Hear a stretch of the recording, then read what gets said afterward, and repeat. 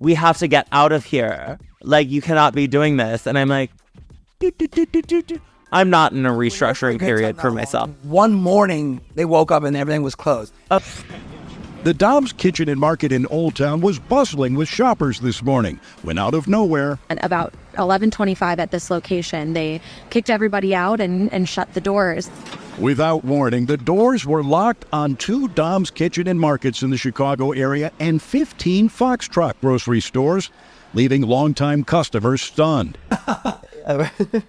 There are a few, but our next topic that we are going to be talking about, as my shirt has finally come off, relates to FOXTROT and Dom shutting down. So FOXTROT and Doms have been around. FOXTROT has been around since I think 2008 or 2010. 14, and it was owned by this private equity firm that was rapidly expanding throughout the country. They had about 33 locations between Texas, New York, Washington, D.C., and California. And they, for some reason, thought that they could just keep opening all these really far away, like, premium convenience stores that, like, charge $15 for frozen pizzas. And So their corporate headquarters were in the same building that I work at.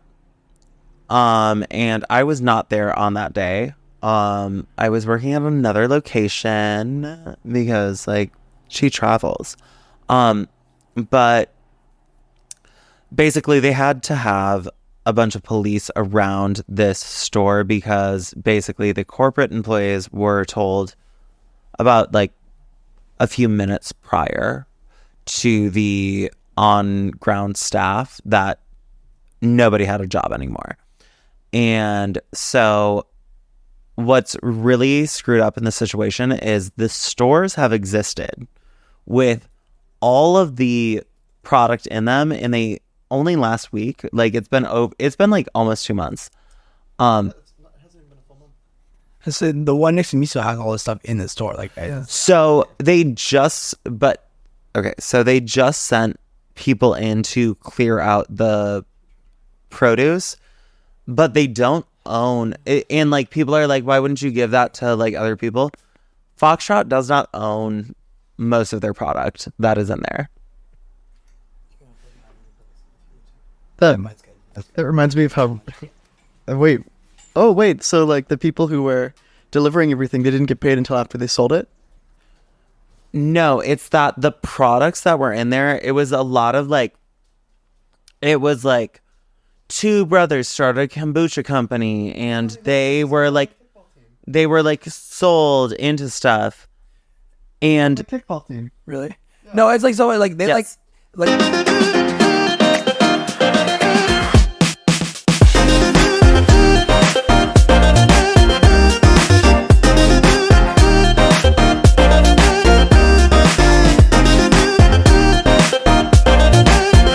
One morning, they woke up and everything was closed. I'm sad because Dom's used to have, like, they had a cute little pet. Well, One in Chicago, like, Dom's so Dom's purchased.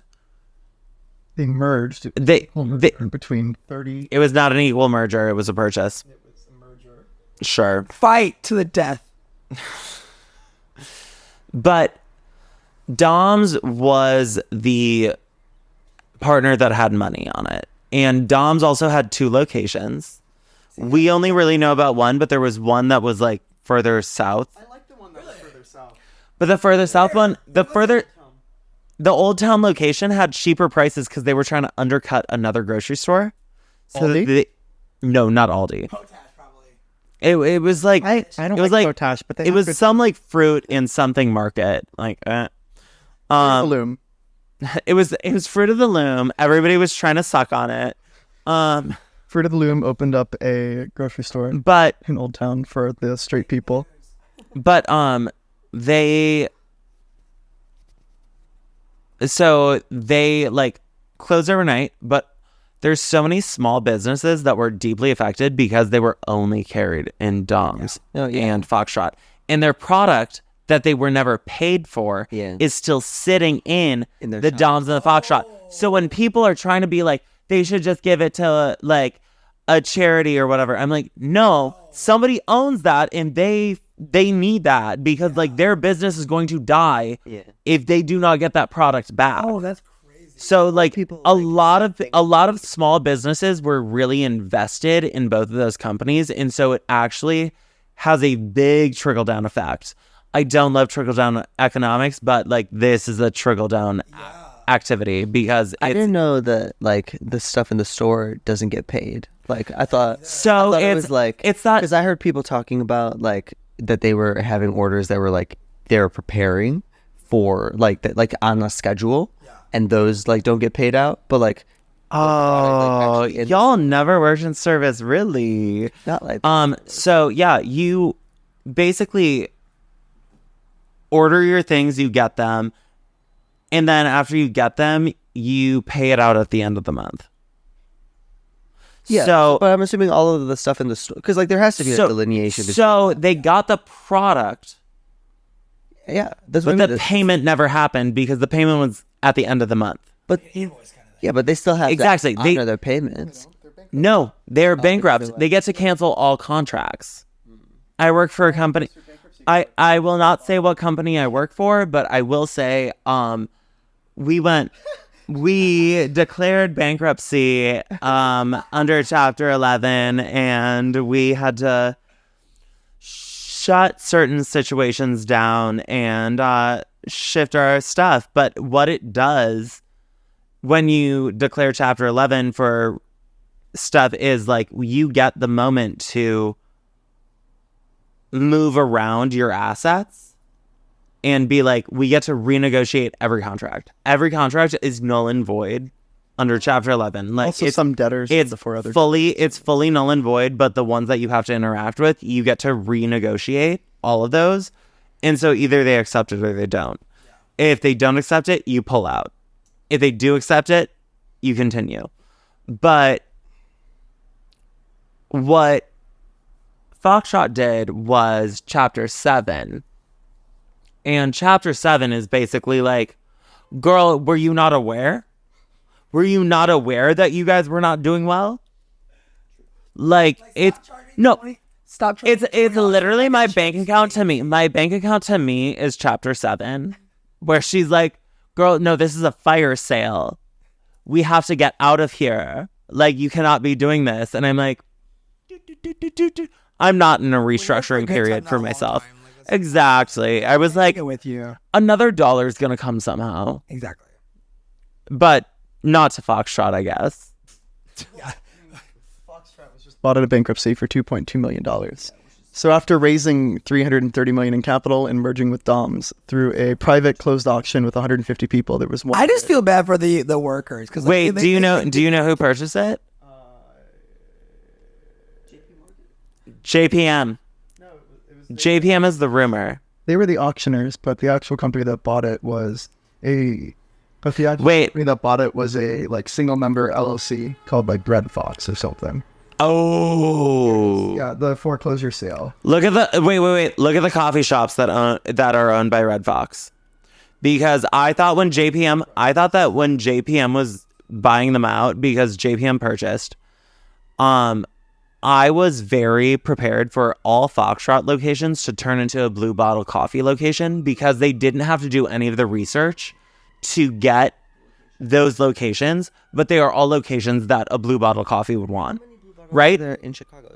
One. There's one. What is Blue Bottle? It's like a Seattle base. it's a high-end coffee situation. It's Starbucks, but it is. Let's be real. All the coffee shops are the fucking same, but like we pretend that one is important at each time. And This is David Magruder owns FOXTROT now. David Magruder, no face on LinkedIn, slay, boots down, house mama. Further Point Enterprises. But yeah, that He's the only employee in it. Yeah, there's 2 to 10 employees, 73 followers. At most, yeah, it's giving. He just is rich. Well, $2.2 million is not like. No, he made a LinkedIn when I made a LinkedIn when I was 13 because it was a trending app, and I was like, this app is boring. But also, I was 13, so that makes sense why I thought it was boring. Also, I stand by my thoughts at 13. It was boring, and it is. anybody who posts on LinkedIn regularly has a mental problem, and I stand by that. And I have plenty of mental problems. So realistically, like, it was like mine aren't that embarrassing, but like that's deeply embarrassing. It's 2024. Get your mental health. We love and appreciate mental health. Sponsored by, yes. Sponsored by No, better doing that. No, we're not actually. Brexing That's like a fake sponsor. Yeah. Even though they're all Hey, the thing is, girl, you can use the clip at a different point. okay. So actually, we're gonna do the ad read now. Justice. Oh my God, what? Oh, we're reading people now? No, this is the advertisement read for Rakuten. Yeah. Now we read. So because this show needs to make some sort of income somehow. Anything other than Belvedere? You can have some of them over there. I have the Absolute, I think. That one. Oh, I have more Absolute. That's good. I have more Absolute. Yeah. Again, like we're like No, we're not whining and dining us. I just like to ask. That's a big ass closet. Holy shit, that's massive. That's a full bedroom. That's massive. Like, this is a 2-bedroom apartment. That's no, it's so. That's very large for like a. This is a 2-bedroom apartment. Yeah, I don't see. Like No, that's someone's New York. That's a New York apartment. The whole thing. That's $1,400 a month. I thought I liked your apartment before. I'm obsessed with your apartment now. Yeah, I know. And you have a KFC. Clothes in my apartment. You have a KFC Would nearby have and a that Chinese be food close restaurant, a bunch of convenience stores. Like But there you go. Yep. That's my favorite. You're the thing- getting it.